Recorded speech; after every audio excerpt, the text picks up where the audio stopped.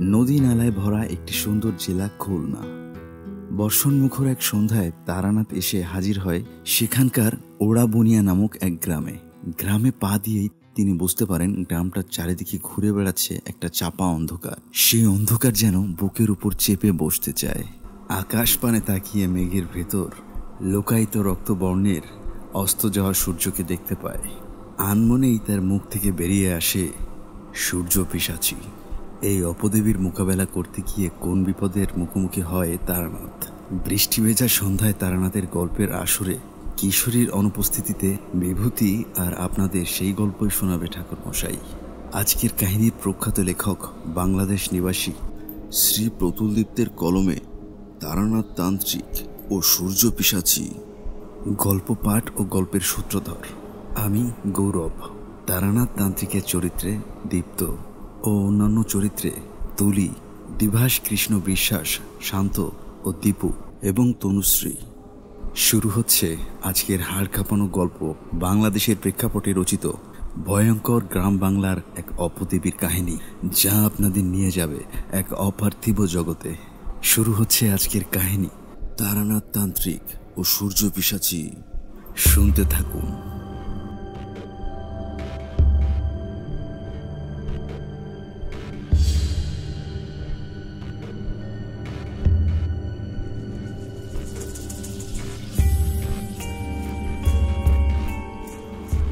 সকাল থেকেই এক নাগাড়ে বৃষ্টি হচ্ছে। আকাশ ঘন কালো মেঘে ছেয়ে আছে। তাই দুপুরে খাওয়ার পর আর ভালো লাগছিল না বলে শুয়েছিলাম, কিন্তু মন আনচান করছে। তারানাথের বাড়ি যেতে ইচ্ছে করছিল। কিশোরী গত 2 দিন অফিসে যায় না। ওর শ্বশুরের বড় অসুখ, এজন্য স্ত্রীকে নিয়ে শ্বশুর বাড়ি গিয়েছে। ওকে ডেকে লাভ নেই, তাই অগত্যা ছাতা নিয়ে নিজেই বেরিয়ে পড়লাম তারানাথের বাড়ির উদ্দেশ্যে। সারা রাস্তা ভর্তি হাঁটু সমান জল। রাস্তাটাকে মনে হচ্ছে যেন মেঘনা নদী। যা হোক, সেই জল ঠেলে মটলেনে গিয়ে সিঙ্গাড়ার সাথে 1 প্যাকেট পাসিং শো কিনে নিলাম। তারানাথের বাড়ি গিয়ে দেখি দরজা খোলা। ঢুকে তারানাথের ঘরে উকি দিতে দিতে দেখলাম তারানাথ তার বেঞ্চির উপরে বসে আছেন। তার সাথে চোখাচোখি হতেই বললেন, আরে বিভূতি যে, এত বৃষ্টির মধ্যেও এসেছো দেখছি। তা তোমার সে বন্ধু কিশোরী কোথায়? এসো এসো, ভেতরে এসো। হ্যাঁ, এই তো আসছি। আসলে ঠাকুরমশাই, কিশোরীর শ্বশুরমশাই অসুস্থ। সে তার স্ত্রীর সাথে শ্বশুর বাড়ি গিয়েছে। ও আসেনি আমার সাথে। চারিমা, সদর দরজাটা দিয়ে এসো। দেখলাম দরজাটা খোলা আছে। আমার কথা শুনে চারি দরজা বন্ধ করে রান্নাঘরের দিকে চলে গেল।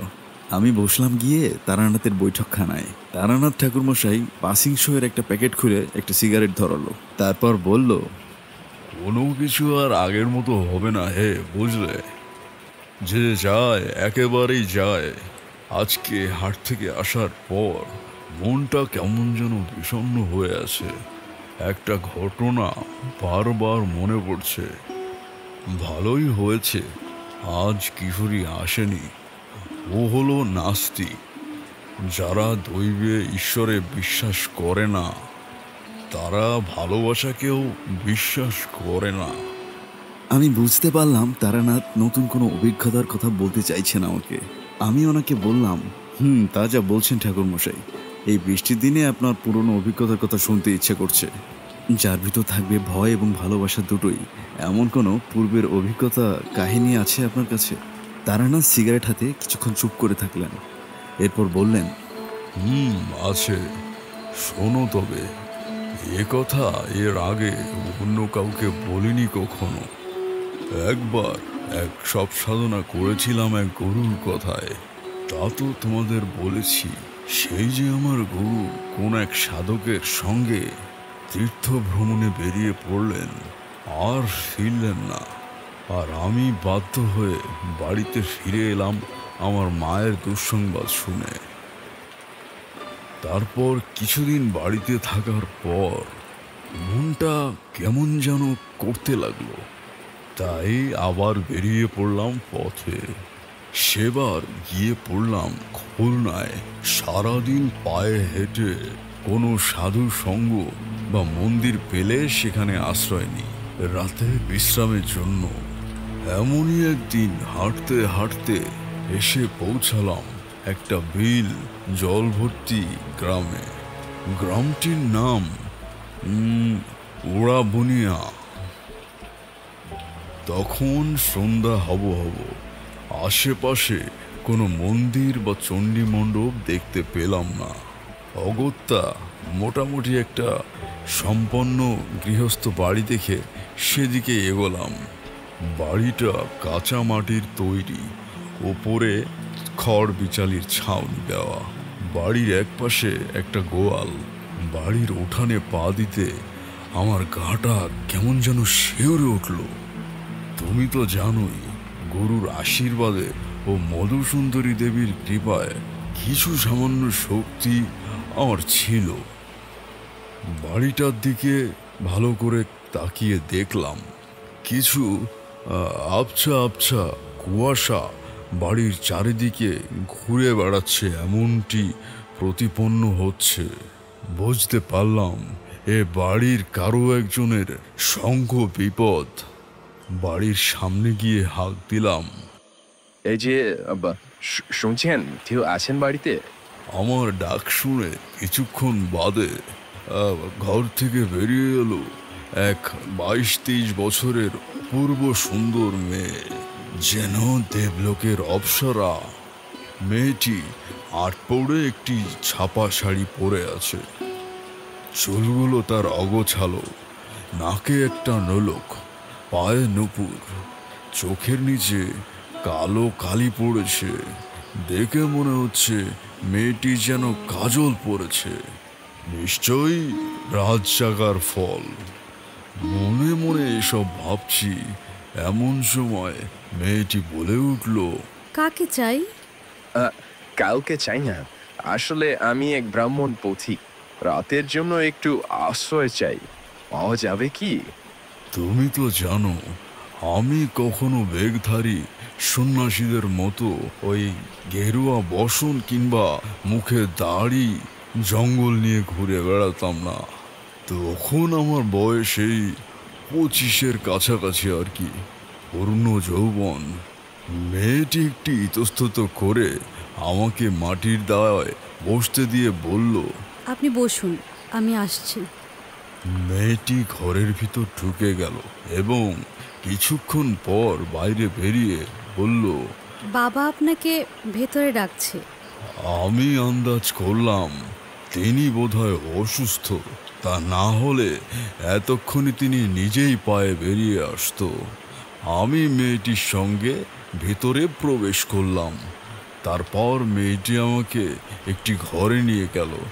ভিতরে ঢুকে দেখি একটা মাটির প্রদীপ জ্বলছে। সে আলোয় চোখ পড়ল খাটের উপর একজন শুয়ে আছে সেখানে। অবস্থা খুব আশঙ্কাজনক, কারণ আমি লক্ষ্য করলাম তিনি প্রায় মিশে গেছেন বিছানার সাথে। আমরা ভেতরে প্রবেশ করেছি দেখে কোনো মতে মাথাটা হালকা একটু নিচু করে দেখলেন।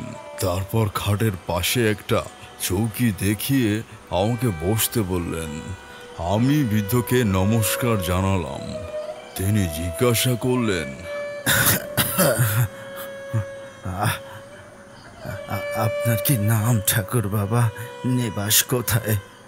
বৃদ্ধকে সংক্ষেপে আমার পরিচয় দিলাম এবং পথে কেন ঘুরি তাও সবিস্তারে বললাম। শুনে বৃদ্ধ বলল, মা বিশাখা, এ ভিটে ব্রাহ্মণের পা পড়েছে। তোর বাপ মনে হয় এ যাত্রায় বেঁচে গেল রে। আমি আলাপ আলোচনার ভিতর দিয়েও লক্ষ্য করছিলাম বৃদ্ধকে ঘিরে আছে এক আবছা গোল ছায়া। সে ছায়া তার মাথার উপরে অন্ধকার কুণ্ডলি পাকিয়ে ঘুরছে। বৃদ্ধ তার মেয়েকে বললেন, হ্যাঁ রে মা বিশাখা, তুই ওনার জন্য রাত্রে খাবারের ব্যবস্থা কর। দেখিস ওনার যেন যত্ন আদ্যের কোনো ত্রুটি না ঘটে। আচ্ছা বাবা। এই বলে মেয়েটি ঘর থেকে বেরিয়ে গেল। আমার মনে তখন একটা কৌতূহল জাগ্রত হয়েছে, তাই আমি বৃদ্ধকে জিজ্ঞাসা করলাম, যদি কিছু মনে না করেন আপনার হাতটা একটু দেখাবেন? দেখলাম বৃদ্ধ সাগ্রহে হাতটা বাড়িয়ে দিল। আমি তার হাত কিছুক্ষণ বেশ ভালো করে দেখার পর লক্ষ্য করলাম, সম্প্রতি 2-1 মাসের ভেতর আপনার বড় ধরনের কোনো আর্থিক ক্ষতি হয়েছে। আপনি গত 1-1.5 মাস আগে খুব কঠিন অসুখে পড়েছেন। আচ্ছা, 3-4 মাস আগে কেউ কি মারা গিয়েছেন? তিনি কে? বৃদ্ধ অবাক হয়ে তাকিয়ে রইলেন কিছুক্ষণ আমার দিকে, তারপর বললেন, আপনি কি করে জানলেন যে কেউ একজন মারা গেছে? আমি আমার বিশেষ ক্ষমতার কথা কিছু না বলে তাকে বললাম, হ্যাঁ, এত অবাক হবেন না। আসলে আমি সামান্য কিছু হাত দেখতে পারি তো, সেই রেখা বিচার করেই বুঝলাম অতি সম্প্রতি একজনের মৃত্যুযোগ ঘটেছে। আপনি যা যা বলছেন সবই সত্য ঠাকুর। ব্যাপারটা তবে আপনাকে খুলেই বলি। লক্ষ্য করলাম ঠিক সেই সময় ধীর পায়ে দরজার কাছে এসে দাঁড়ালো বৃদ্ধের মেয়ে বিশাখা। আমার দিকে তাকিয়ে মৃদু গলায় বলল, বাইরের উঠোনে আপনার রাত্রের রান্নার সরঞ্জাম রেখেছি। সন্ধ্যা হয়ে গেছে, রান্না শুরু করবেন, আসুন। হ্যাঁ ঠাকুর, আপনি গিয়ে আগে আপনার খাবার ব্যবস্থা করুন, গিয়ে পরে সব নিয়ে আলোচনা করা যাবেক্ষণ। আমি দুজনের কথা ফেলতে পারলাম না। চৌকি থেকে উঠে মেয়েটির পেছন পেছন গিয়ে উঠোনে এসে দাঁড়ালাম। দেখলাম উঠোনের এক পাশে একটা মাটির উনুন আছে, যেখানে একটি নতুন কড়াই, কিছু গামলা, থালা, হাঁড়ি ইত্যাদি রাখা আছে। গামলার ভিতর চাল, ডাল, আলু ইত্যাদি রান্নার সরঞ্জাম আছে। মেয়েটি বলল, আপনি ভাত চাপিয়ে দিন, আমি ইলিশ কেটে এনে দিচ্ছি। বলেই মেয়েটি বাড়ির পূর্ব দিকে একটা পুকুর ছিল, সে ঘাটের সামনে একটা মাছ নিয়ে কাটতে বসলো। এদের গায়ের পাশ দিয়ে পশুর নদী, নিশ্চয়ই পশুর নদীর ইলিশ হবে ওটা। আমি বসে বসে ভাত রান্না করতে লাগলাম আর মেয়েটির ইলিশ কাটা দেখতে লাগলাম। সে 450 হবে ইলিশ মাছটা। তুমি শুনলে ভাববে বুড়ো মনে হয় গাল গপ্প দিচ্ছে। আসলে আগেকার দিনে এর থেকে বড় ইলিশ পাওয়া যেত। একবার এক মারোয়াড়ি ভদ্রলোকের বাড়িতে 7 সেরের এক ইলিশ খেয়েছিলাম।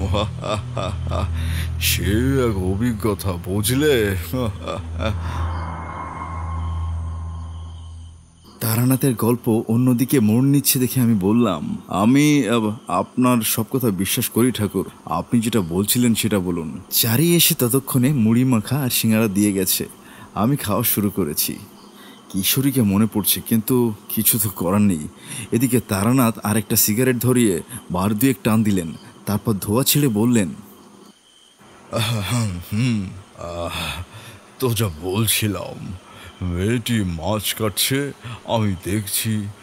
এমন সময় খেয়াল করলাম মেয়েটি কোনো কারণ ছাড়াই আমার দিকে বারবার তাকাচ্ছে। আমাকে সন্দেহ করছে কিনা কে জানে, ভাবছে কোনো বদছোড়া কোন বদ মতলবে এসেছে কিনা। আমি আর তার দিকে লক্ষ্য না করে ভাত রান্নার দিকে মনোযোগ দিলাম। আচ্ছা ঠাকুরমশাই, এত বড় বাড়ি, কিন্তু এ দুজন বাপ মেয়ে ছাড়া আর কেউ নেই। মেয়েটার মা কোথায়? এর মাই কি কিছুদিন আগে মারা গিয়েছে?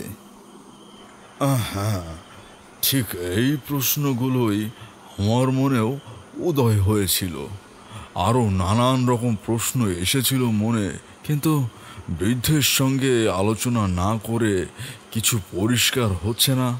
যাই হোক, এদিকে ভাত প্রায় হব এমন সময় মেয়েটি একটি বাঁশের ঝুড়িতে 6-7 টুকরো বড় ইলিশ, 2 বড় বেগুন দিয়ে গেল।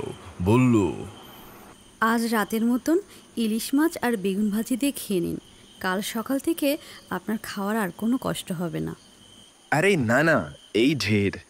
রাত্রির জন্য আশ্রয় দিয়েছেন, এই আমার জন্য অনেক।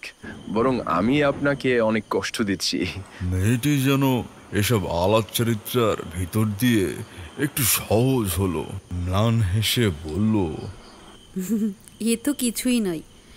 আমার মা বেঁচে থাকলে আর বাবা সুস্থ থাকলে দেখতেন যত্ন কাকে বলে। কথাটি বলে মেয়েটি কিছুক্ষণ চুপ করে রইল। আমি দেখলাম তার চোখের নিচে বিন্দু বিন্দু জল। তার চোখের জল দেখে আমি আর জিজ্ঞাসা করতে পারলাম না তোমার কি হয়েছে। অবশ্য আমি জানি কি হয়েছে। মেয়েটির চোখের কোণা থেকে দুহাত দিয়ে জল মুছে বলল, মা তো আর নেই, আর বাবাকে আমি হারাতে চাই না, তাহলে আমার নিজের বলতে কেউ থাকবে না। মেয়েটি আচমকা আমার সামনে হাত জোর করে আমাকে বলল, দরজার আড়াল থেকে আমি সব শুনেছি আপনার কথা। আপনি তো অন্তর্যামী, যেভাবে হোক আমার বাবাকে আপনি বাঁচিয়ে দিন। আপনি যা বলবেন আমি তাই শুনবো, সারা জীবন আপনার দাসী হয়ে থাকবো। আমার বাবাকে বাঁচিয়ে দিন।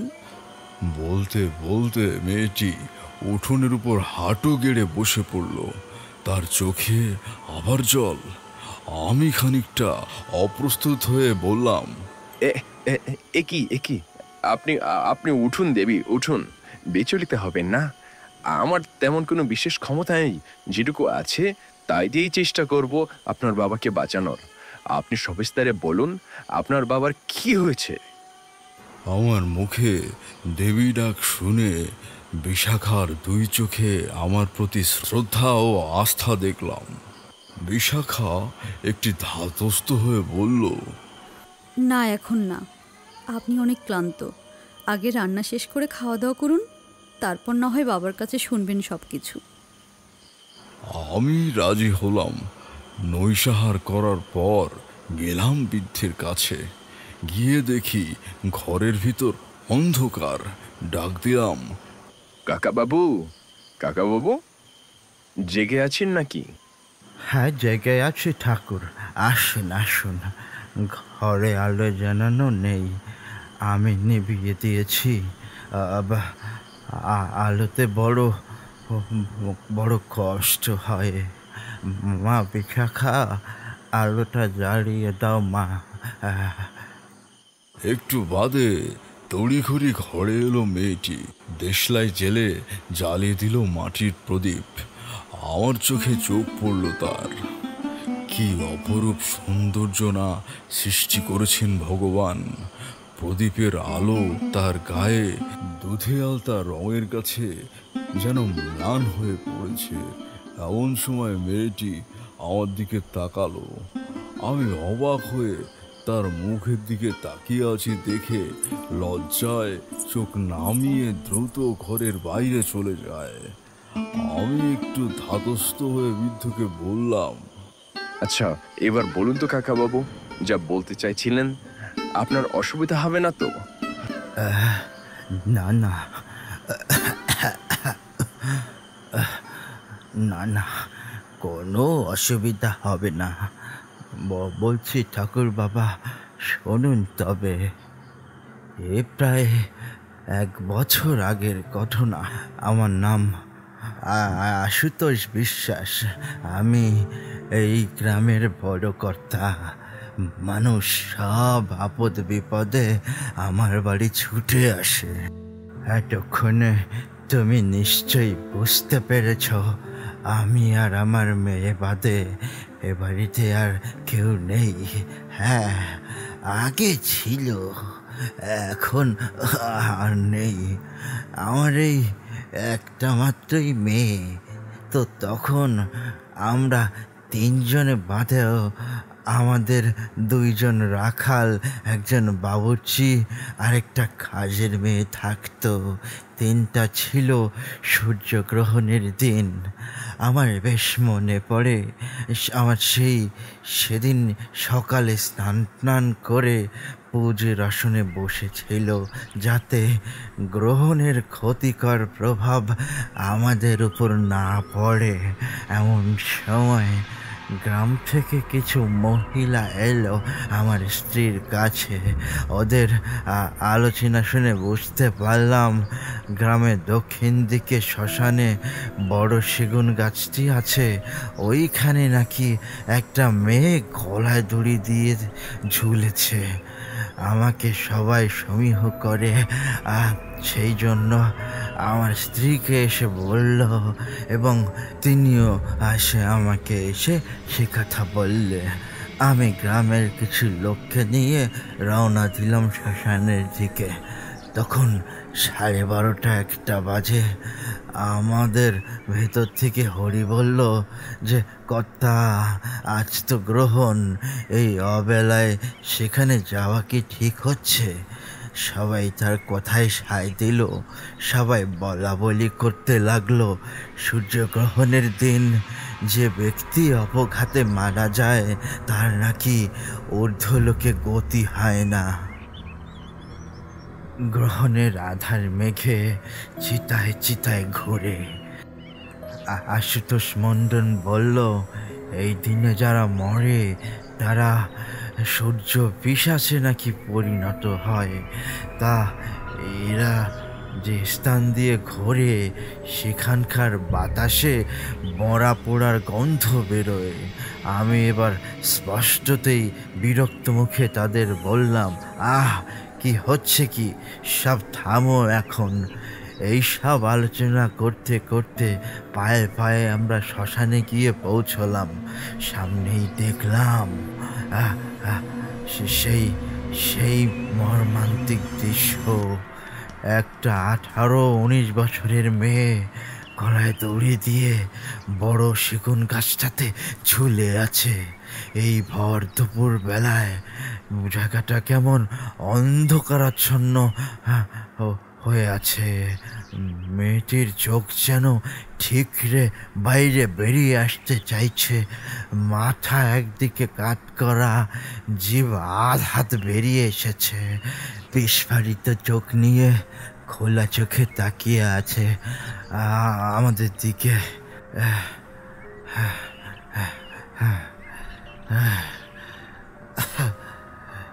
এক নদীর মাতাল হাওয়ায় সেই লাশটা একবার এদিক একবার ওদিকে দোল খাচ্ছে। আমি হরিকে বললাম, হরি গাছে উঠে দড়ি কেটে দাও। সে সবাই আমার দিকে তাকালো, করুণ স্বরে বলল, আমি উঠতে পারবো না বাবু, আমার পায়ে খুব ব্যথা। কাল উঠোনে আছাড় খেয়ে পড়ে গিয়েছিলাম। আমি বুঝলাম সে ভয়ে মিথ্যে কথা বলছে, উঠতে চাইছে না। অগত্যা কাউকে কিছু না বলে আমি উঠে গেলাম সেই সেগুন গাছে।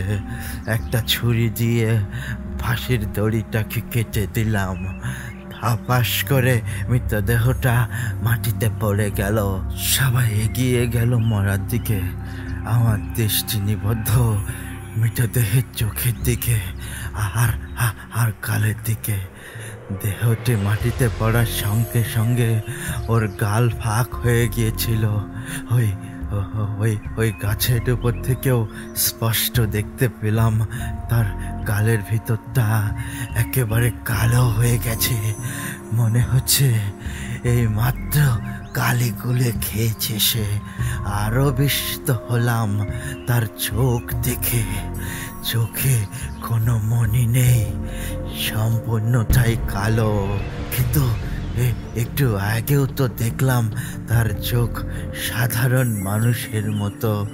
এত কিছুর ভিতর দিয়ে খেয়াল করিনি কোন ফাঁকে আকাশটা কালো মেঘে থেকে গেছে। উত্তর দিক থেকে প্রবল বাতাসের বেগ উন্মত্ত হাতির মতো ছুটে আসছে আমাদের দিকে।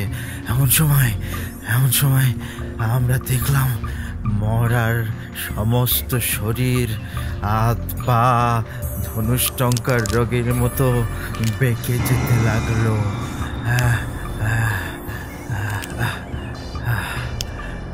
কালোর মুখের ভেতর লাল জিভটা গালের এপাশে ওপাশে আছাড় খেতে লাগলো। এই দৃশ্য দেখে সব লোক চিৎকার করে যে যেদিকে পারে ছুট দিল। আমি তখনও গাছের ওপর। এদিকে এদিকে আবার আরো ঝড় বৃষ্টি শুরু হয়ে গেল। আমার বুকও কাঁপতে লাগলো। তার ভয়ে হুড়মুড় করে গাছ থেকে নেমে পড়লাম। যখন দৌড় দেব এমন সময় লক্ষ্য করলাম মৃতদেহটি আরো দুমড়ে মুচড়ে যাচ্ছে। হাড় ভাঙার কটকট শব্দ হচ্ছে। সে দৃশ্য দেখে আমি অন্ধের মতো যেদিকে চোখ গেল ছুটলাম। ঝড়ের মধ্যেও কিভাবে যে সেখান থেকে বাড়ি ফিরলাম আমি আমি নিজেই জানি না। বাড়ি আসার পর থেকেই আমার ধুম জ্বর, আর তখন থেকেই বিছানায় শয্যাশায়ী আমি। সেদিন আমার মেয়ে বউ সকলেই জিজ্ঞেস করছিল আমার কি হয়েছে। আমি কোনো উত্তর দিতেই পারিনি তাদের। বাইরে ঝড়ের অন্ধকারের সাথে সন্ধ্যার অন্ধকার মিশে এক হয়ে গেছিল। আমি তখনও বিছানায় শুয়েছিলাম। আমার মেয়ে আমার পাশে বসা। ঘরে হ্যারিকেন লণ্ঠন জ্বলছে। স্ত্রী বাইরে রান্নাঘরে রাতে রান্না করছেন। তখন ঝড় বৃষ্টি একটু ধরে এসেছে। আচমকা বাইরে গোয়ালের গরুগুলো ছটফট করছে শুনতে পেলাম।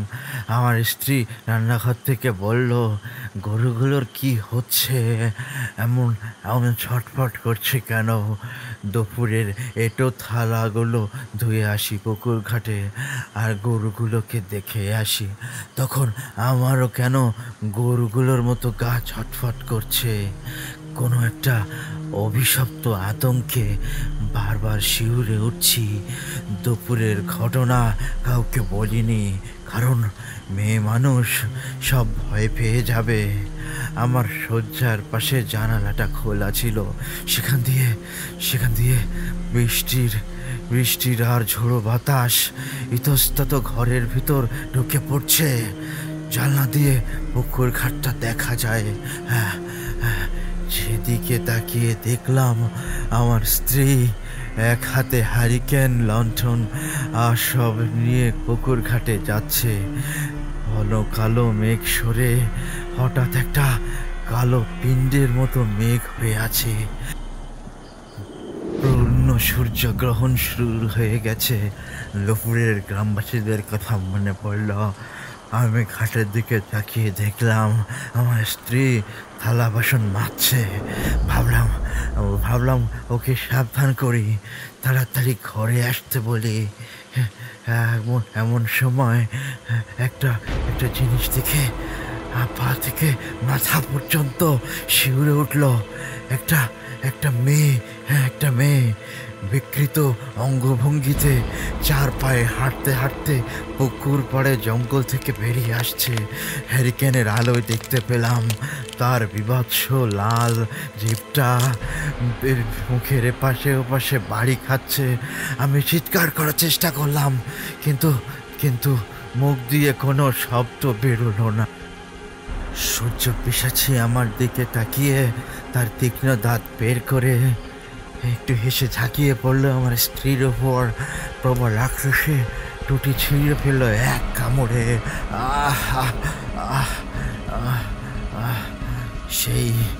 সেই তাজা রক্ত মাখা মুখ নিয়ে হাসতে লাগলো আমার দিকে তাকিয়ে। আমার স্ত্রী একটা শব্দ করারও সুযোগ পেল না। আমার মেয়ে আমার পায়ের কাছে বসে একটা বই পড়ছিল। তাই সে সবের কিছু বুঝতে পারল না। আমার স্ত্রীর দেহ লটিয়ে পড়ল মাটিতে। আর সূর্য পিশাচিনী আস্তে আস্তে আবার চার পায়ে দৌড়ে ঢুকে গেল ঝোপের ভিতর। ঠাকুর, ও আমার স্ত্রীকে না মেরে আমাকে তো মারতে পারত।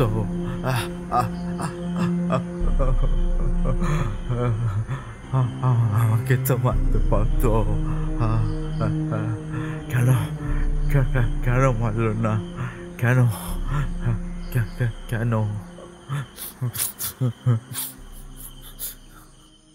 এতটা বলে তিনি থামলেন। লক্ষ্য করলাম বৃদ্ধের চোখ দিয়ে অনবরত জল ঝরছে। আমি বৃদ্ধের হাত ধরে তাকে কিছুটা সান্ত্বনা দিলাম। বললাম, এই প্রশ্নের উত্তর আপাতত আমার কাছে তো নেই, সামলান নিজেকে। আচ্ছা, আপনার মেয়ে কত পরে জানতে পারে যে তার মায়ের এই ব্যাপারটা? এই ঘটনার বেশ কিছু পরে রাতের বেলা খাবার বাড়তে গিয়ে ওর মায়ের কথা খেয়াল পড়ে যে মা এখনো বাসন ধুয়ে ফেরেনি। উত্তরে আমি মনকে শক্ত করে বললাম, এখান থেকে এক পা উঠবে না। তারপর মেয়েকে বললাম একটু আগে তার মায়ের মৃত্যুর কথা। শুনে সে মেয়ের কি কান্না! আহা! আমি মেয়েকে জড়িয়ে ধরে বললাম, মা, মা, ঈশ্বরের নাম করো মা। সারা রাত দুজন মিলে ঈশ্বরের নাম করলাম। জানলা বন্ধ করে দিলাম। বুঝতে পারলাম ঘরের চারপাশে কে যেন দৌড়ে বেড়াচ্ছে। প্রবল আক্রোশে মাঝে মাঝে খটখট করে শব্দ করছে। গরুগুলো সারা রাত দারু স্বরে ডাকতে লাগলো। আমার মেয়ে শিউরে শিউরে উঠতে লাগলো। এমন পরিস্থিতি একবার ভাবুন ঠাকুর, বাইরে সেই লাশ পড়ে, আর আমরা তো যেতে পারছি না সেখানে। বৃদ্ধ কথা বলছিলেন, এমন সময় বিশাখা এসে ঘরে প্রবেশ করলো। বৃদ্ধের চোখে জল দেখে সেও কাঁদতে লাগলো বাবার পায়ের কাছে বসে। এই দুঃখের সময়ও আমার চোখ তার উপর থেকে সরল না। বৃষ্টি স্নাত পদ্ম যেমন দেখতে লাগে, বিশাখার মুখও ঠিক তেমন লাগছে। ভাষা ভাষা চোখে সে কি মোহময়ী দৃষ্টি তার। বৃদ্ধের স্বরে আমার মোহভঙ্গ হলো। তিনি আবার বলতে লাগলেন, পরের দিন সকালে আমি অতি কষ্টে ঘর থেকে বেরিয়ে পুকুর পাড়ে গেলাম। মেয়ে গেল বাকি গ্রামবাসীদের খবর দিতে। আমার স্ত্রী পড়ে আছে মাটিতে, দু চোখ খোলা, আকাশের দিকে তাকিয়ে আছে। গলার কাছে একটা বৃহৎ ক্ষত, সেখানে কালো রক্ত জমাট বেঁধে আছে। বেচারি মরার আগে বুঝতেও পারিনি কি হতে চলেছে। আমি বিশ্বাস করতে পারলাম না যে প্রতিদিন সকালে আমায় ঘুম থেকে জাগিয়ে তোলে, লোক ফেরার সময় মাথার কাছে বসে থাকে, সে আর নেই। মেয়ে কাঁদতে কাঁদতে এসে ঝাঁপিয়ে পড়লো মায়ের বুকের উপর। এক অঝরে কাঁদতে লাগলো মেয়ে আমার। পিছনে সব গ্রামবাসীও এলো। ওরা এসে বলল, কর্তা কর্তা আর কেঁদে কি হবে? আপনাকে তো তখনই বলেছিলাম ওখানে না যাওয়াই ভালো। মনে হচ্ছে মেয়েটি সূর্য পিশাচি হয়ে গেছে। এ বড় অলক্ষণ কর্তা, এ গ্রাম ছারখার হয়ে যাবে। যত দ্রুত সম্ভব হারাধন ওঝাকে ডাকা উচিত। হারাধন ওঝার নিবাস চুনকুড়ি গ্রামে। এখান থেকে 4 কোষ পথ পায়ে হেঁটে যেতে হয়। তাই আমি হয়েকে বললাম, যা ভালো বোঝো করো। সে গায়ের দুটো ছেলেকে পাঠিয়ে দিল। এদিকে আমিও গ্রামবাসী মিলে আমার স্ত্রীকে শ্মশানে নিয়ে যাওয়ার জন্য প্রস্তুত হলাম। তখনও হালকা হালকা বৃষ্টি পড়ছে। কেউ গেল বাঁশ কাটতে, কেউ গেল জানালি কাঠ আনতে। আর সব গ্রামবাসীর মুখের দিকে তাকিয়ে দেখলাম সবার মুখে ভয়ের একটা কালো মেঘ জমাট বেঁধে আছে। কিন্তু সাহস করে কেউ কিছু বলতে পারছে না। আর আমার মেয়ে কাঁদতে কাঁদতে অজ্ঞান হয়ে গিয়েছিল। ওকে বিছানায় শুইয়ে দেওয়া হলো। কাঠ নিয়ে এবং বাঁশ নিয়ে আসার পর 10 লোক দিয়ে শ্মশানের উদ্দেশ্যে রওনা দিলাম। তখন বাজে 12:30। শ্মশানে গিয়ে প্রথমে চোখে পড়ল সেই সেগুন গাছটার দিকে। কালকে সে দড়িটা এখনো ঝুলছে মাটিতে কাটা অবস্থায়। আমার কিন্তু আর ভয় করছে না, কিন্তু শ্মশান জাতিদের দেখে মনে হচ্ছে তারা ভয়ে তথস্থ। প্রথমে চিতা সাজানো হলো, তারপর আমার স্ত্রীকে উল্টো করে শোয়ানো হলো। আমি তার মুখটাতে আগুন দিলাম। একটু পর চিতা দাউ দাউ করে চলতে লাগলো। ঘন্টা 2 ভেতর আমরা পোড়ানো শেষ করে বাড়ির দিকে রওনা দিলাম। বাড়িতে যখন পৌঁছালাম তখন বিকাল গড়িয়ে সন্ধ্যা হব হব করছে। তখন অন্ধকারটা চারপাশে ছেয়ে ফেলেছে। এমন সময় আমি শুনতে পেলাম আবার সেই কটকট শব্দ। বাড়িটা ঘিরে কে যেন দৌড়দৌড়ি করে বেড়াচ্ছে 4 পায়ে হেঁটে। তারপর বুঝলাম শুধু আমি নয়, ঘরের ভেতর প্রত্যেকটা লোক এগুলো শুনতে পাচ্ছে। আমি সবাইকে বললাম ঘর থেকে বের না হতে। এই সেই সূর্য পিশাচী। মহিলারা সবস্বরে চিৎকার করে উঠল ভয়ে। সেই চিৎকার শুনে বাইরের পিশাচী যেন প্রবল উল্লাসে দাপাদাপি করতে লাগলো। একটু পরে সব কিছু চুপচাপ, বাইরে সব নিঃশব্দ। ভাবলাম যাক, আপদ বিদায় হয়েছে। কিন্তু আমার মনের কথা মনে থাকতেই দরজায় কে যেন আঘাত করতে লাগলো। কাঠের দরজা মরমর করে উঠতে লাগলো। মেয়েরা ভয়ে উলুধ্বনি রাম রাম জপ করতে লাগলো। এমন সময় বাইরে থেকে শোনা গেল একটা বলিষ্ঠ কণ্ঠস্বর। Bom Kali, Solejanarukar Kit, Alle Fågelet i sjuket heter wow. দরজার কাছ থেকে মনে হলো কেউ যেন দৌড়ে পালিয়ে গেল পুকুর ঘাটের জঙ্গলটার দিকে। আমি সে ছেলে দুটোকে ওঝা ডাকতে পাঠিয়েছিলাম, তারা এসে একজন ডাকলো। ওঝাকে নিয়ে এলাম। আমি এক দৌড়ে গিয়ে দরজা খুললাম।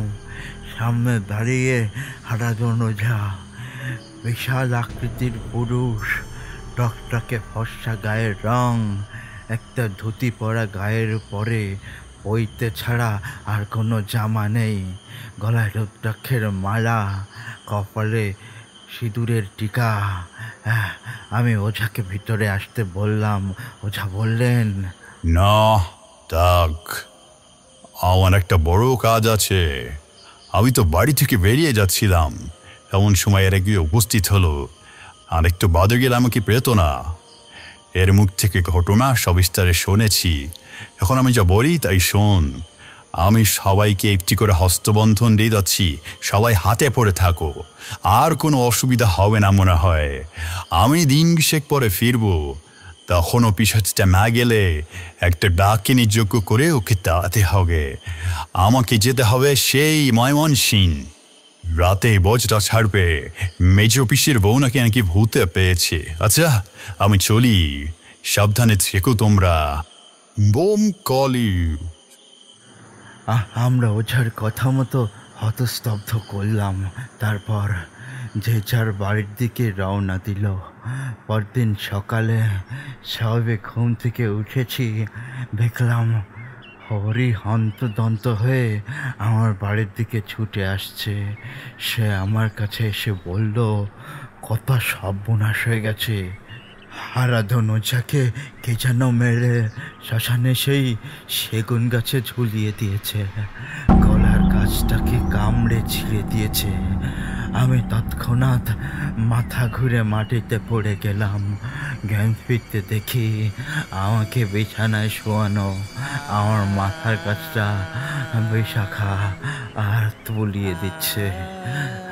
আমি বিদ্যুৎকে জিজ্ঞাসা করলাম, কিন্তু এত বড় ওঝার মৃত্যু হলো কিভাবে?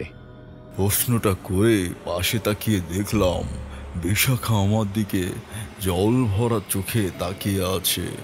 আমার দৃষ্টি পড়তে সে চোখ নামিয়ে নিল। বৃদ্ধ একটু কেশে আবার বলতে লাগলেন,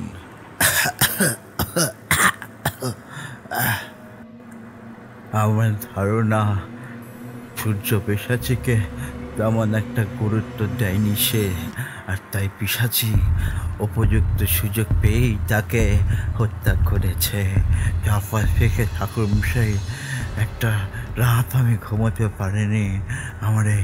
আমার মেয়েটা আমার জন্য ঘুমোয় না। ঘুমোলেই স্বপ্ন দেখি পিশাচটা আমাকে আর আমার মেয়েকে ধরতে আসছে। সন্ধ্যাবেলায় কি রাতের বেলায় যখন কাছে বিশাখা থাকে না, তখনও সেই জানলার কাছে এসে দাঁড়ায়, কটকট শব্দ করে, সারা রাত প্রবল জিজ্ঞাসায় বাড়ির চতুর্দিকে ঘোরে। এই পিশাচির ভয়ে সন্ধ্যার পর কেউ ঘর থেকে বেরোয় না ঠাকুরমশাই। ভেতরে গ্রামের যেখানে সেখানে গরু ছাগলের মৃতদেহ পাওয়া গেছে। দেহগুলির মাথার পেছন দিকে ঘোরানো, গলার নড়ি ছিঁড়ে কে যেন কার গায়ের সব রক্ত চুষে খেয়েছে। এই অবধি বলে তারানাথ আবার একটা সিগারেট ধরালেন। বিষণ্ণ মুখে বাইরের অন্ধকারের দিকে একবার তাকান। বৃষ্টি সমানে পড়ছে, তার বিরাম নেই বিশ্রামের। তারানাথ সিগারেটের ধোঁয়া ছাড়তে ছাড়তে তার গমগমে গলায় আবার বলতে লাগলেন, বৃদ্ধকে বললাম, আপনি চিন্তা করবেন না, গুরুর আশীর্বাদে আমার সামান্য কিছু বিদ্যা হয়েছে। সেই বিদ্যা দিয়েই আমি সর্বোত্তম চেষ্টা করব আপনার বিপদ দূর করার। আমাকে নিয়ে আর চিন্তা কি ঠাকুর বাবা, শুধু এই মেয়েকে নিয়ে বড় ভয় হয়। আমার দিনকালে এসে এককালে ঠেকেছে, আমার আর কি মরার ভয়। কিন্তু কিন্তু আমার মা লক্ষ্মী, আমি মরলে ও তো ভেসে যাবে ঠাকুর, ও যে ভেসে যাবে। দেখলাম বৃদ্ধ কাঁদছে, সেই সাথে বিশাখাও। মেয়েটিকে দেখলেই অদ্ভুত সুন্দর লাগে, মনে হয় যেন স্বর্গের কোনো দেবী।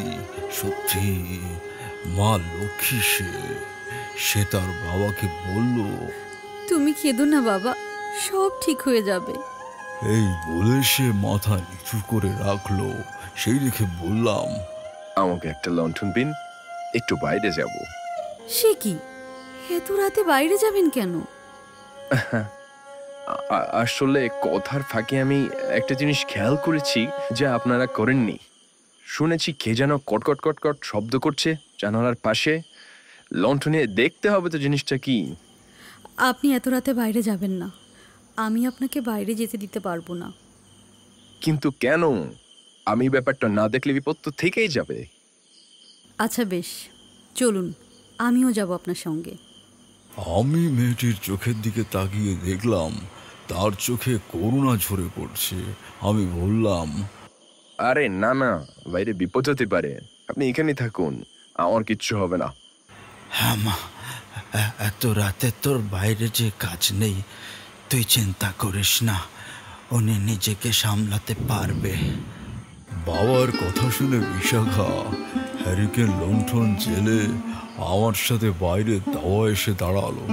তখন আকাশের কালো মেঘ কেটে শুক্লা একাদশীর উজ্জ্বল চাঁদ উকি দিচ্ছে। চাঁদে নীলাভ আভায় চারিদিকে উদ্ভাসিত হয়ে যাচ্ছে। সামনে পুকুর ঘাট থেকে একটা জলো বাতাস এসে ঝাপটা দিতে লাগলো আমাদের গায়ে। বিশাখা লণ্ঠন হাতে দাঁড়িয়েছিল আমার পাশে। হঠাৎ সে আমার হাত ধরে বলল, সাবধানে যাবে, আর বেশি দেরি করবে না কিন্তু। আমি কিন্তু খুব চিন্তায় থাকবো। আমি হঠাৎ বড় অপ্রস্তুতিতে পড়ে গেলাম। একে সে আমার হাত ধরে বসেছে, আবার আপনি থেকে তুমি বলছে। সে আমার অপ্রস্তুত ভাব দেখে একটু লজ্জা পেল এবং সাথে সাথে দ্রুত ঘরে ঢুকে গেল। আমি তখনও ব্যাপারটা বুঝতে পারিনি, কেন এমন দৃঢ় চরিত্রের একটা মেয়ে হঠাৎ এমন ব্যবহার করলো। তখন না বুঝতে পারলেও পরে ঠিকই বুঝেছি। যাই হোক, বৈশাখা ঘরে ঢোকার পরে আমি লণ্ঠন হাতে বাইরে এসে দাঁড়ালাম। পিচ্ছিল উঠোন দিয়ে হাঁটতে হাঁটতে এগিয়ে গেলাম পুকুর ঘাটে। দেখলাম পুকুর পাড়ে ঝোপের ভেতর কিছু একটা যেন দৌড়ে চলে গেল। ভিজে পাতার উপরে একটা শব্দ হলো দৌড়ে যাওয়ার। আমি লণ্ঠন হাতে সেদিকে এগিয়ে গেলাম। দেখলাম ছোট গুল্ম ঝোপ ভেদ করে একটা বড় শিরীষ গাছ অনেক ডালপালা মেলে একা দাঁড়িয়ে আছে। আমি গাছটার দিকে এগোলাম।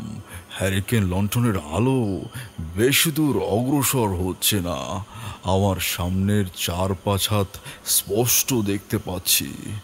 গাছের নিচে আসার সঙ্গে সঙ্গে কটকট করে দাঁত ঘষার শব্দ পেলাম। গাটা কেমন ভার হয়ে গেল। ঘর থেকে গাত্রবন্ধন করেই বেরিয়েছি। কোনো নিম্ন স্তরের পিশাচ আমার কোনো ক্ষতি করতে পারবে না। কান খাড়া করে শুনতে লাগলাম শব্দটা কোন দিক থেকে আসছে। কিছুক্ষণ পর টের পেলাম শব্দটা আমার মাথার উপর থেকে আসছে। সভয়ে লণ্ঠন উঁচু করে উপরে তাকালাম। দেখলাম কি বিভৎস দৃশ্য। শিরীষ গাছে একটা মোটা ডাল পা দিয়ে ধরে ঝুলে আছে একটা বিভৎস নারী মূর্তি। চোখে কোনো মনি নেই, চুল বাতাসে উড়ছে, কালো ঠোঁটে আধখানিক বেরিয়ে আছে একটা লাল টকটকে জিহ্বা। এইসব ঢাকা ঠোঁট থেকে বেরিয়ে আসছে, যেটা একটা কটকট কটকট কটকট শব্দ হচ্ছে। আমি ঈশ্বরের নাম, গুরুর নাম জপ করতে লাগলাম। তখন কিন্তু মধুসুন্দরী দেবীর সঙ্গে আমার সাক্ষাৎ হয়নি, তাই বিপদের সময় তাকে ডাকার কোনো প্রশ্নই ওঠে না। আমি আস্তে আস্তে পিছুতে লাগলাম। গুরুদেবের শেখানো একটা মন্ত্র পড়ে ফু দিলাম বাতাসে।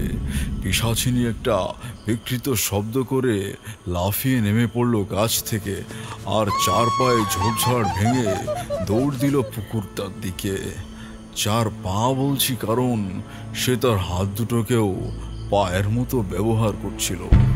যাই হোক, একটু পর শব্দ পেলাম পুকুরে কে যেন ঝাঁপিয়ে পড়ল। বুঝলাম এ সাধারণ কোনো প্রেত নয়। যত দ্রুত সম্ভব একটা ডাকিনী যজ্ঞ করতে হবে।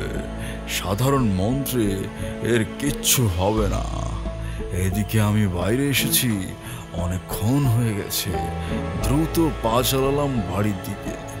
উঠোনে এসে দেখি বাইরের ঘরের দরজা খোলা, পাশে দাঁড়িয়ে আছে বিশাখা। ভেতরে লণ্ঠনের আলো এসে পড়েছে তার মুখে।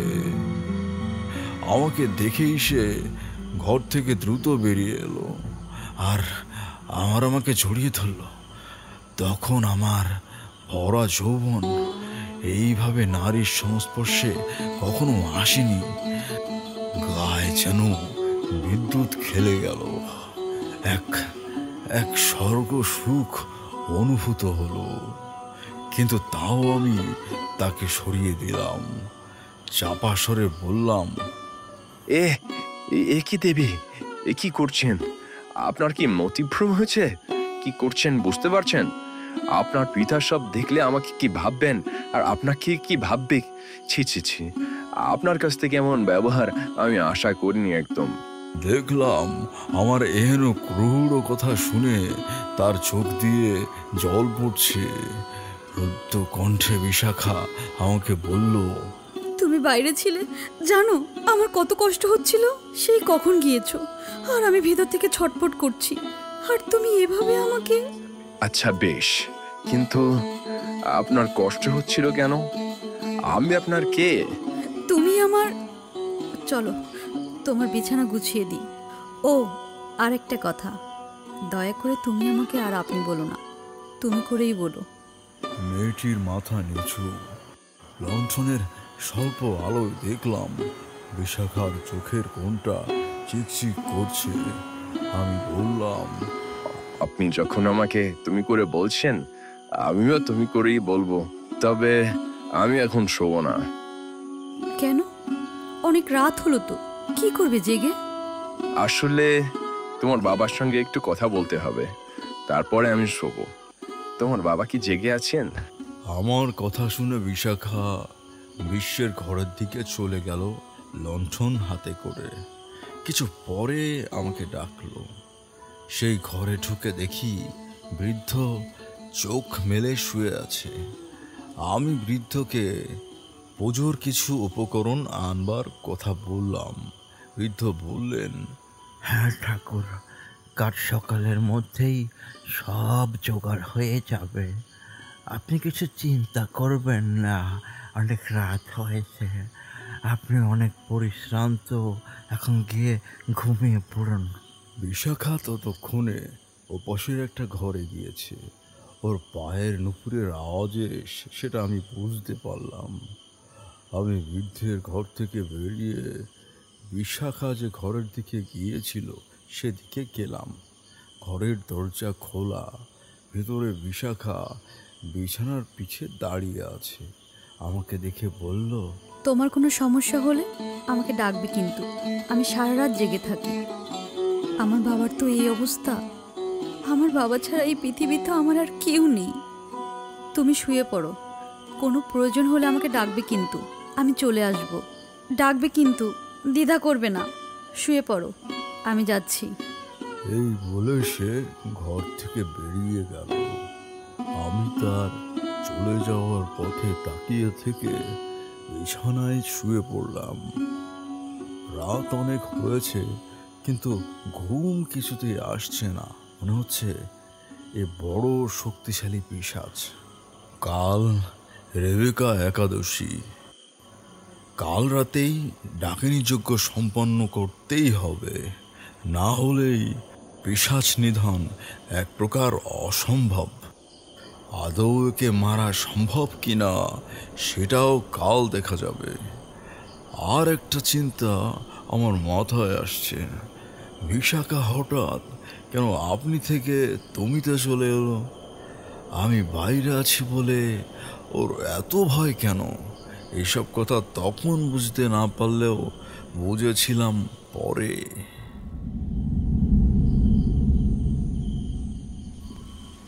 আমি তারানাথকে জিজ্ঞাসা করলাম, এর আগেও বললেন এ কথায়, কি বুঝেছিলেন ঠাকুরমশাই? তারানাথ আমার দিকে তাকিয়ে বললেন, বুঝেছিলাম আমার প্রতি বিশাখার অদ্ভুত একটা টান। যে কারণেই হোক, আমি প্রথম ওই বাড়িতে পা দেবার পর থেকে কোনো এক অজানা কারণে সে আমার উপর আকৃষ্ট হয়। কিছুক্ষণের ভেতর সে ভালো লাগা ভালোবাসায় পরিণত হয়, কিন্তু আমি তার কিছুই বুঝতে পারিনি। তারপর শোনো, পরদিন সকালে ঘুম ভাঙতে একটু দেরি হলো আমার।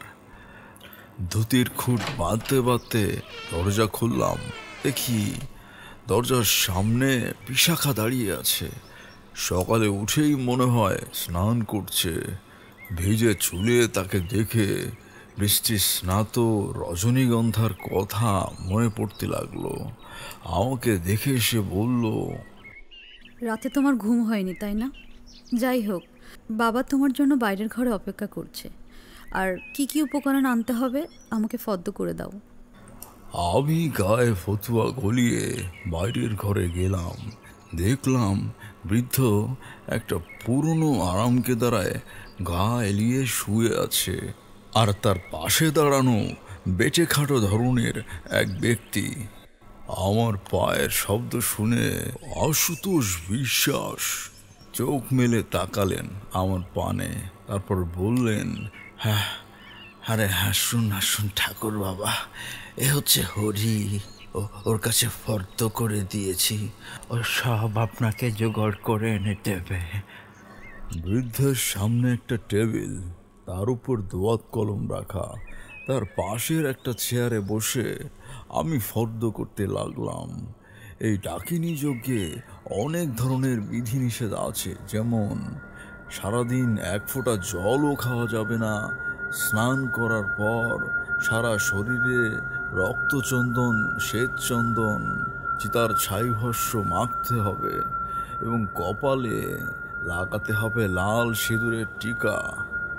এই ডাকিনী যজ্ঞ করতে হয় কোনো শ্মশানের কাছাকাছি নির্জন স্থান।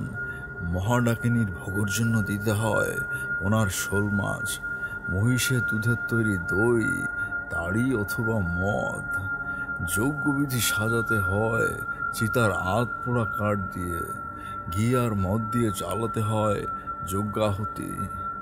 3000 বার বীজমন্ত্র পড়ে যজ্ঞ সমাধা করতে হয়। ডাকিনী প্রসন্ন হলে তবেই তিনি আবির্ভূত হন সাধকের সামনে। সাধিক তোকে দাদা করতে বলে, তিনি তাই করে। সাধকরা সাধারণত অন্যের ক্ষতি করার জন্য তাকে ডাকে। আমি ডাকবো সূর্য পিশাচিনীকে বধের জন্য। জানি না সফল হব কিনা, কিন্তু এটাই শেষ ভরসা। গুরুদেব বলতেন, পথিক পথে সৃষ্টি করে, পথ পথিকের নয়। তাই সবসময় কোনো কিছুর সমাধান করতে না পারলে নিজের মনকেই পথ হিসেবে ভাববে, দেখবে একটা না একটা উপায় ঠিকই পাওয়া যাবে। আমি সব উপকরণের ফর্দ লিখে আশুতোষ বিশ্বাসের হাতে দিলাম। বৃদ্ধ তার পাশের লোকটিকে বললেন, এই নাও হরি, দুপুর 12টার আগে এগুলো এসে দিয়ে যাবে। দেখো যেন দেরি না হয়। টাকা পয়সা বিশাখা মায়ের থেকে চেয়ে নিও। এই শুনে হরি কাগজটি হাতে নিয়ে মাথা নেড়ে সম্মতি জানিয়ে পাশের ঘরে ঢুকলো, আর কিছু পরেই দ্রুত বাড়ি থেকে বেরিয়ে গেল। বৃদ্ধ বললেন, ঠাকুর বাবা, এবার কি তবে আমরা মুক্তি পাওয়া? দেখুন, পিশাচিনীর হাত থেকে বাঁচার উপায় কি তা আমি সত্যিই জানি না। তবে ঈশ্বর যদি চান তাহলে যে কোনো অঘটন, যে কোনো সমস্যারই উপযুক্ত সমাধান করতে পারি। আমি তার উপর বিশ্বাস রেখেই একটা যজ্ঞ করব, দেখি সেটা ফলদায়ক হয় কিনা। আজ রাতেই শ্মশানের এই যজ্ঞের আয়োজন আমাকে করতে হবে। আপনাকে একটা কথা বলি, মন দিয়ে শুনুন। বাইরে যাই হয়ে যাক না কেন, আমি না আসা পর্যন্ত আপনি ও আপনার মেয়ে বাড়ি থেকে বের হবেন না। আমি বাড়ির চারিপাশ দিয়ে গণ্ডি দিয়ে যাব, যা ভেদ করে কোনো অপদেবতা গৃহে প্রবেশ করতে পারবে না। কিন্তু গণ্ডি থেকে বের হলেই বিপদ। আমিও আপনাদের বাঁচাতে পারবো না, মনে থাকে যেন। আমি আর ঈশ্বরীরে কোথায় যাব? আচ্ছা, ঠিক আছে, ঠিক আছে, তাই হবে। শুনুন ঠাকুর, আপনাকে একটা কথা বলি। আপনি আমার চেয়ে ছেলের বয়সী। আমার তো এক মেয়ে ছাড়া কেউ নেই। আমার কেমন যেন মনে হচ্ছে আমি আর বেশি দিন বাঁচব না। আমি মারা গেলে আমার এই মেয়েটার কি হবে বলুন দেখি? আপনি তো ব্রাহ্মণ, তাও একটা কথা বলি, যদি আপনি অভয় দেন। হ্যাঁ, বলুন, কি বলবেন? আর আমাকে তুমি করে বললে খুশি হব আমি। আচ্ছা, বেশ বেশ, বলছি। আমার এই একটি মাত্র মেয়ে বিশাখা, বড় লক্ষ্মীবন্ত মেয়ে। আমার মেয়ে ডুবেও যেমন, গুণেও তেমন। আমার মেয়ে বলে বলছি না, এমন মেয়ে পাওয়া অত্যন্ত ভাগ্যের কথা। কিন্তু তোমাকে দেখে বাবা আমার বড় পছন্দ হয়েছে। এ সময়ে এমন নিষ্ঠাবান ব্রাহ্মণ পাওয়া খুব কঠিন। তুমি যদি চাও আমার মেয়েটাকে তোমার হাতে তুলে দিয়ে চোখ বুঝি। আমার মেয়েরও বোধহয় তোমায় পছন্দ হয়েছে। সে সব সময় তোমার গুণগান করে আমার কাছে। এমন সময় পেছনে নুপুরের শব্দ পেয়ে তাকিয়ে দেখলাম পর্দার আড়াল থেকে বিশাখা দাঁড়িয়ে। আমি তাকিয়েছি দেখেই সে লজ্জায় সে স্থান ত্যাগ করলো। বৃদ্ধকে বললাম, দেখুন, আপনার প্রস্তাবকে আমি সম্মান করি, কিন্তু আমি মোক্ষগামী সাধক। আমার কাছে বাসনার পথ বিশদ পরিত্যাজ্য। আমি বিবাহ বন্ধনে আবদ্ধ হব না। আমাকে ক্ষমা করবেন।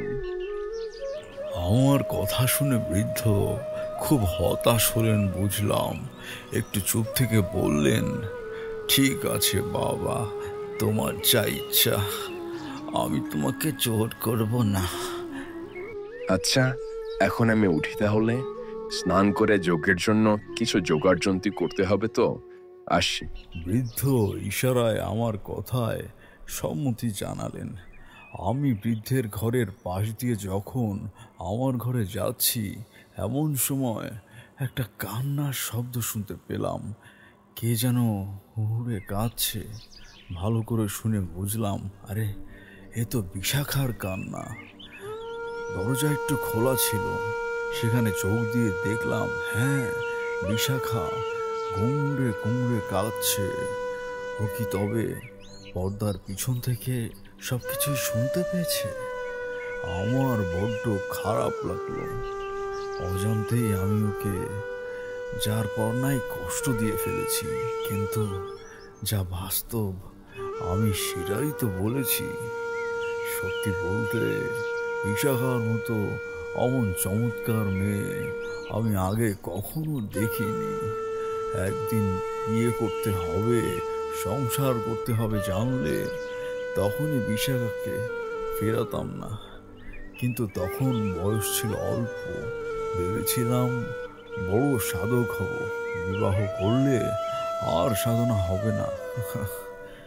কি মূর্খই না ছিলাম, কি মূর্খই না ছিলাম।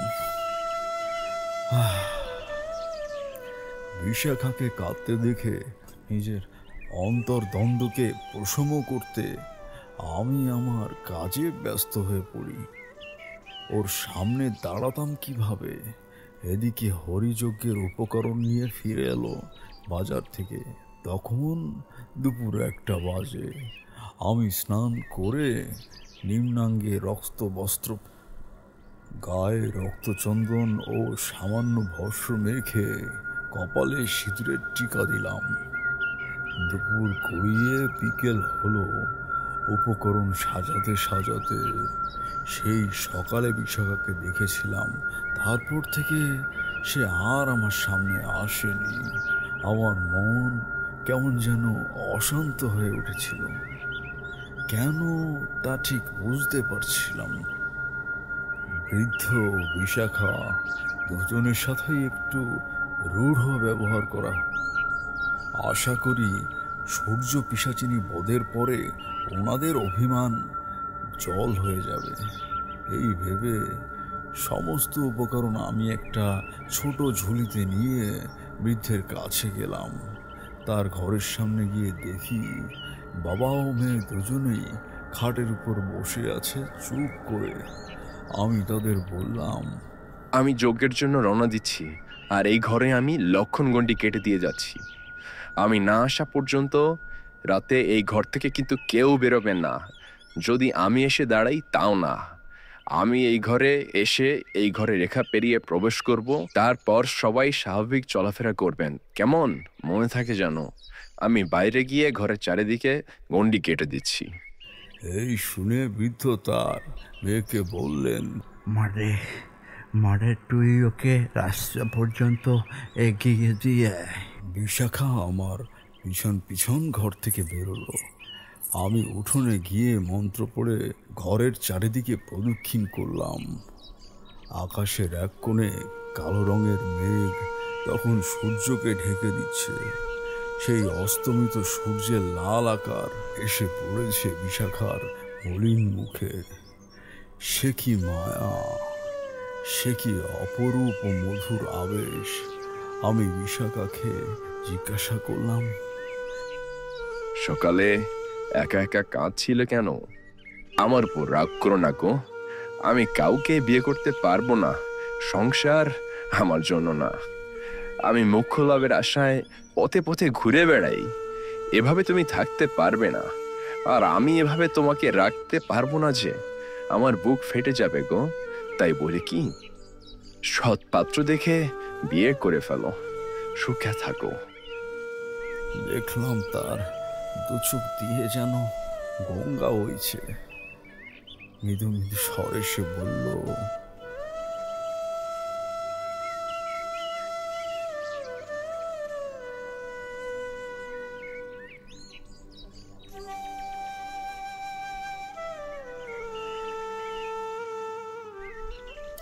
বলেই সে দ্রুত পায়ে ঘরে চলে গেল।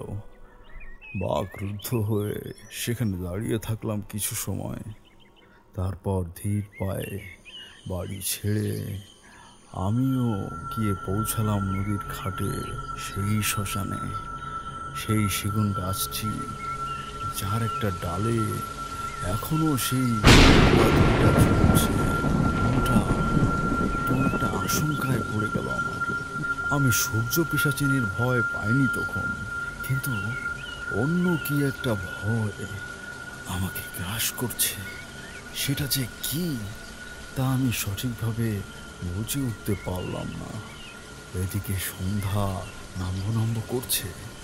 আমি চিতার কাছ থেকে কিছু আধ পোড়া কাঠ নিয়ে শ্মশানের একপাশে খালি জায়গায় যজ্ঞবেদী তৈরি করলাম। যজ্ঞবেদীর সামনে আসন করে বসলাম। ঝুড়ি থেকে এক এক করে বের করলাম পোড়া শোল মাছ, ঘি, চন্দন কাঠ, মরা কাকের পালক, চণ্ডালের হাড় ও একখানা কালো শাড়ি। বায়ু এবং রাত্রি দেবীর মন্ত্রপাঠ করে আসনে বসলাম। অন্ধকার সমস্ত শ্মশান ভূমিকে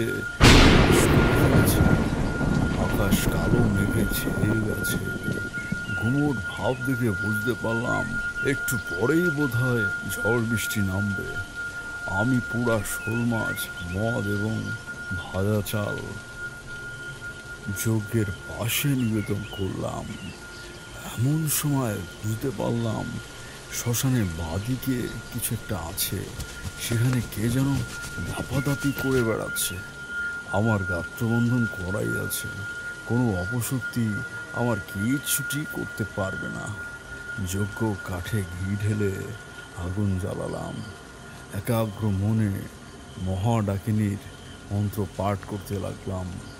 অনেকক্ষণ নির্বিঘ্নে মন্ত্র পাঠ করার পর বুঝতে পারলাম, ও মা, চারপাশে কে যেন ঘুরছে আর কট কট কট কট করে শব্দ করছে।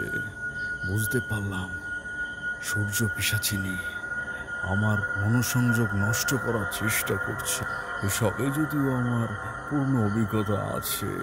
তোমাকে বলেছিলাম না, সেই যে সব সাধনা করেছিলাম, তখনও প্রেতের দল চারপাশ দিয়ে ঘুরে ঘুরে নৃত্য করছিল। এইদিকে এই পিশাচিনীটা প্রবল আক্রোশে কখনো বড় গাছের ডাল ভাঙতে লাগলো, কখনো অর্থ খুঁজতে ফেটে পড়লো, কখনো আবার মরা কান্না জুড়ে দিল। আমার মন্ত্র পড়া শেষ হবে এমন সময় ঘটলো এক চরম বিপর্যয়। পূব দিক থেকে একটা ঝড় মত্ত হাতির মতো ধেয়ে এলো আমার দিকে। বড় বড় বৃষ্টির ফোঁটা। কিছু বুঝে ওঠার আগেই প্রবল বাতাসে এবং বৃষ্টির ফোঁটায় যজ্ঞের আগুন নিভে গেল। আমার মাথায় প্রস্তুতই আকাশ ভেঙে পড়ল। এই হঠাৎ ঝড় বৃষ্টিতে আগুনের সাথে দেশলাই বাক্সটাও তো ভিজে গেল। গ্রন্থে বলে আগুন হলো পবিত্রকারীর শুভ ভক্তি। এখন কি করবো? আগুন জ্বালাতে না পারলে তো আমার প্রাণ সংশয় হতে পারে। এসব ভাবছি এমন সময় বেশ কিছুটা দূরে কান ফাটানো একটা বাজ পড়ল। আর সেই বজ্রপাতের তীব্র আলোয় দেখলাম একটা বিভৎস মূর্তি। তার ছেঁড়া কালো ঠোঁটে সে কি আনন্দের হাসি! তার জিভটা আছাড়ি বিছাড়ি খাচ্ছে তার মুখের চারপাশে। পরক্ষণে আবার বিদ্যুতের আলোয় দেখলাম সে মাটিতে আনন্দে লুটোপুটি খাচ্ছে। আমি গুরুদেবের নাম স্মরণ করলাম। মনে পড়ল এমনই এক রাত্রে গ্রামের বিলে মাছ ধরার কথা, সেই পাচন বাড়ি রাতে শূকর চড়ানো ব্যক্তির কথা, কাল ভৈরব। এক মনে আমি সেই জীবন রক্ষাকারী দেবতার নাম জপ করতে লাগলাম। আমার মুখে কাল ভৈরবের নাম শুনে সূর্য পিশাচিনী বিকৃত মুখভঙ্গি নিয়ে উঠে বসলো, চার পায়ে বাঘের মতো ধাবা গেড়ে বসলো। পরক্ষণে দেখলাম একটা গর্জন করে সে আমার দিকে লাফ দিল। শেষবারের মতো মুখে কাল ভৈরবের শব্দ উচ্চারণ করতে চোখ বুজে ফেললাম আমি, কিন্তু কি হলো?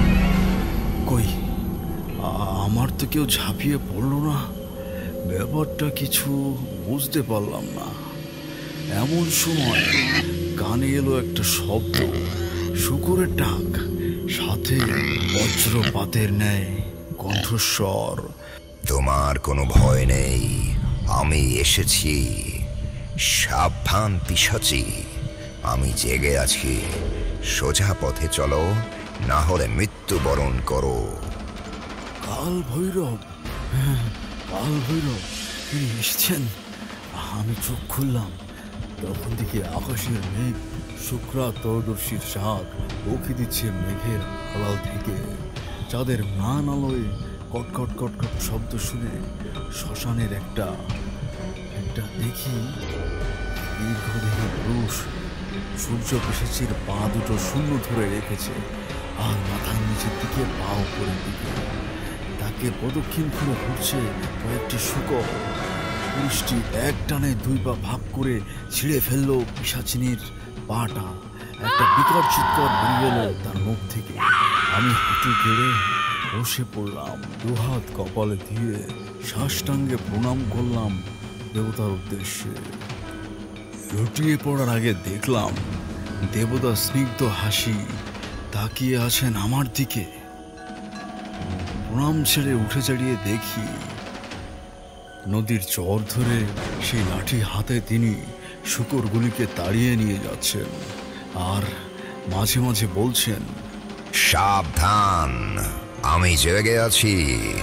কোনো ভয় নেই, কোনো ভয় নেই, কোনো ভয় নেই। এই বলতে বলতে একটু পরেই তিনি নদীর বাঁকে হারিয়ে গেলেন। আমার চোখ থেকে জল এসে গেল। কি যোগ আমার সাথে তার! কেন দেবতা বারবার এসে আমাকে রক্ষা করেন এর উত্তর আমি পাবো না জানি, কিন্তু তিনি যে আমার উপর সর্বদা কৃপা দৃষ্টি রেখেছেন এই অনেকটা পাওয়া আমার। আমি নিভে যাওয়া যজ্ঞবেদীর কাছ থেকে ছুরিটি কুড়িয়ে নিলাম। একটু সামনের দিকে এগিয়ে গিয়ে দেখলাম পিশাচির দেহটা দু খণ্ড হয়ে পড়ে আছে, মাঝখান থেকে চেরা। বিকট গন্ধ বেরোচ্ছে সেই দেহ দিয়ে। সে নারকীয় দৃশ্য আর দেখার সাহস হলো না আমার। তাই ধীর পায়ে আশুতোষ বিশ্বাসের বাড়ির উদ্দেশ্যে রওনা দিলাম। প্রচণ্ড ক্লান্ত লাগছিল নিজেকে। কিভাবে যে তার বাড়ি অবধি যেতে পেরেছিলাম তা বলতে পারবো না। যখন বৃদ্ধের বাড়ির উঠোনে এসে পৌঁছলাম তখন পূর্ব আকাশে কাবেরীর রং ধরেছে। তাকে দেখে বারান্দায় আশুতোষ বিশ্বাস বসে হুঁকো খাচ্ছেন। গতকালের সেই ভগ্নদেহ বৃদ্ধের আর নেই। এক রাত্রিতেই যেন তার বয়স 10 বছর কমে গেছে। মুখে এক প্রফুল্লময় হাসি। আমাকে দেখেই তিনি শটান উঠে দাঁড়ালেন। আমার কাদা মাখা ভীষণ অবস্থা দেখে তিনি হাঁক পড়লেন, ওরে ওরে, কে কোথায় আছিস? তোর তো বাইরে আয়। তার গলা শুনে ঘর থেকে এক দৌড়ে হরিয়ার বিশাখা বেরিয়ে এলো। মেয়েটির চুল উস্কো খুস্কো, চেহারায় একরাশ ক্লান্তির ছাপ স্পষ্ট। আমাকে দেখে সে আনন্দে কেঁদে ফেলল। শাড়ির আঁচলে মুখ ঢেকে আবার ঘরে প্রবেশ করলো। বৃদ্ধ বলল, ওহরে, হা করে দেখিস কে? ঠাকুরের জন্য জল গরম করে নিয়ে আয়। আগে স্নানটা করে একমাত্র খেয়ে সুস্থ হোক, তারপর কথা হবে। দেখো, হা করে দাঁড়িয়ে রইলি যে, আরে শিগগির যা। সকাল 9:30 বাজে। আমি আর বৃদ্ধ মনোময় সকালে জলখাবার খেতে বসলাম। বিশাখা নিজের হাতে সব রান্না করেছে, তার পরনে একটা সবুজ শাড়ি। আমি বৃদ্ধকে একটা কথা জিজ্ঞাসা না করে পারলাম না। আচ্ছা, আপনাদের আমি বাইরে আসতে মানা করেছিলাম কাল, কিন্তু ভেতরে এসে দেখলাম আপনি বারান্দায় বসা। আপনি তো বিছানা ছেড়ে তেমন একটা ওঠেন না। কাল সন্ধ্যায় তো শরীর অত্যন্ত কাইল ছিল আপনার। তাহলে যখন মানুষের বিপদ কেটে যায়, প্রকৃতি আপনি তাকে বলে দেয় আর বিপদ নেই। শরীর বলে আর কোনো জ্বর থাকে না। তুমি যাওয়ার পর ওই আমার কাছে ছিল। বিশাখা ছিল ঠাকুর ঘরে। সে সারা রাত পুজো করেছে যাতে তোমার কোনো বিপদ আপদ না হয়। রাতে যখন প্রবল ঝড় বৃষ্টি শুরু হয়েছিল, তার একটু পর অনুভব করলাম শরীরে আর কোনো ক্লান্তি নেই, মনে কোনো ভয় নেই। একটা শুভঙ্কর অনুভূতি চারপাশে ছেয়ে আছে। হঠাৎ শরীরেও বল ফিরে পেলাম। দেখলাম হাঁটতে চলতে কোনো সমস্যা হচ্ছে না। তখনই বুঝলাম তুমি সফল হয়েছ। যাক, আমার কার্য সমাধা হলো তাহলে। আমি ভাবছি এই বেলাতেই রওনা দেব। আমি খুশি হলাম আপনাদের পাশে থাকতে পেরে। এই কথা শুনে বিশাখা চোখেতে আমার দিকে তাকালো। বৃদ্ধ সেই সাথে তাকালেন। সে কি কথা, আর কিছুদিন থেকে যাও, কাজ তো নেই কোনো তোমার। কে বলেছে আমার কোনো কাজ নেই? সমস্ত পথেই তো আমার কাজ। তাহলে কোনো গৃহে এসে আবদ্ধ থাকবো না কেন? আর গৃহত্যাগী বা করলাম কেন? আমায় আজই রওনা দিতে হবে, অনুমতি দিন। বিশাখার দিকে তাকিয়ে দেখলাম তার চোখের কোণায় জল। দাঁত দিয়ে ঠোঁট কামড়ে বসে আছে যাতে কান্নার শব্দ বের না হয়। সে থালা বাসন সরানোর ছল করে সেখান থেকে উঠে গেল। বৃদ্ধ বললেন, বেশ, তুমি পরের ছেলে, তোমাকে তো আর আটকে রাখতে পারি না। যদি কখনো ওদের মনে পড়ে, আবার এই গায়ে এসো। আমাদের আর কোনো কথা হলো না। বিশাখার করা সুস্বাদু রান্না খেয়ে উঠে পড়লাম। তারপর নিজের ঘরে গিয়ে একটু চুপ করে তক্তপোষের উপর বসলাম। মাথায় নানান ভাবনা খেলা করছে। বিশাখা আমার জন্য কাল সারা রাত পুজো দিয়েছে। আমি তো ওর কোনো প্রেম নিবেদন বারবার ফিরিয়ে দিচ্ছি। তারপরেও না না না, এখানে আর নয়। এখানে থাকলে মায়ায় পড়ে যাব। আমি চলে গেলে বিশাখা আমাকে ভুলে যাবে। আমাকে যেতেই হবে, এখনই বেরিয়ে পড়তে হবে বৃদ্ধকে বলে। এই ভেবে আমি আমার ঝুড়িটা সবে নিতে যাব, এমন সময় হুড়মুড় করে ঘরে ঢুকলো বিশাখা। সেই প্রথমবারের মতো দেহচিত্তে আমার সামনে এসে দাঁড়ালো সে। তার কাঠিন্য দেখে সম্ভ্রম জাগে, যেন সাক্ষাৎ তেজময়ী রুদ্রাণী দাঁড়িয়ে। সে আমার সামনে এসে বলল, ও চলে যাচ্ছ? বেশ, যাচ্ছ যাও, তোমাকে আর বাধা দেব না। শুধু একটা কথা মনে রাখবে, এই হৃদয়ে যখন তোমাকে স্থান দিয়েছি, তোমাকে না পেলেও এই হৃদয়ে তুমিই থাকবে। আজ হয়তো তুমি আমার ভালোবাসা বুঝলে না, কিন্তু একদিন বুঝবে, আর সেদিন হয়তোবা আমি থাকবো না। কাল আমি আমার আরাধ্য কালভৈরবকে মন প্রাণ দিয়ে বলেছিলাম তোমার যেন কোনো ক্ষতি না হয়, আর তিনি আমার ডাক শুনেছেন। এতেই আমি অনেক খুশি। কাল ভৈরব তোমার আরাধ্য? হ্যাঁ, ছোটবেলা থেকে আমি ওনার পুজো করি, কিন্তু মুখ ফুটে কিছু চাইনি। কাল তোমার জন্য চেয়েছিলাম, তুমি আমাকে গ্রহণ করলে না। তোমার ইচ্ছে, কিন্তু জানবে তুমি যখনই বিপদে পড়বে উনি আসবেন তোমাকে সাহায্য করতে। আমার পবিত্র ভালোবাসার নামে শপথ করে বললাম। ও, তোমার তো আবার দেরি হয়ে যাচ্ছে। নাও নাও, এবেলা বেরিয়ে পড়ো। দেখলাম বিশাখার চোখে আবার জল। আমি দুহাত দিয়ে তার চোখের জল মুছিয়ে দিলাম। সে আমার পায়ে মাথা রেখে প্রণাম করলো। সেদিন আমি আর তাকে বাধা দিই না প্রণাম করতে। আমি বৃদ্ধকে কিছু না বলে ওনার বাড়ি থেকে বেরিয়ে গেলাম। পথে অনেক দূর হাঁটার পর পিছনে ঘুরে তাকালাম, দেখলাম বিশাখা আমার দিকে তাকিয়ে মুখে আঁচল দিয়ে দাঁড়িয়ে আছে। হাঁটতে হাঁটতে ভাবছি, তাহলে গতকাল দেবতা কার ডাকে সাড়া দিয়েছিলেন, আমার না বিশাখার? গুরুদেব বলতেন, ভালোবাসা হলো সবচেয়ে বড় তন্ত্র, সবচেয়ে বড় জাদু। এমন কোনো শক্তি নেই যা ভালোবাসা দ্বারা জয় করা যায় না। তিনি ঠিকই বলতেন। বিশাখার সেই ভালোবাসার বর্ষরূপী কাল ভৈরবের পরেও বারবার আমাকে বাঁচিয়েছেন, সাহায্য করেছেন। বিশাখা এত বছর পরে হয়তো আর নেই, কিন্তু তার ভালোবাসার দান আমার জীবন। তাই তাকে আমি কোনোদিন ভুলতে পারি কি? আর পারবো না, না, ভুলতে পারবো না। তারানাথ তার গল্প শেষ করলেন। তার চোখ দিয়ে জল গড়াচ্ছে দেখলাম। চারি এসে তারানাথের চোখের জল মুছিয়ে দিল। আমি বললাম, আর কখনো বিশাখা দেবীর সঙ্গে আপনার দেখা হয়নি বা খোঁজ নেননি তিনি কেমন আছেন? না, দেখাও হয়নি, খোঁজও আর নিইনি।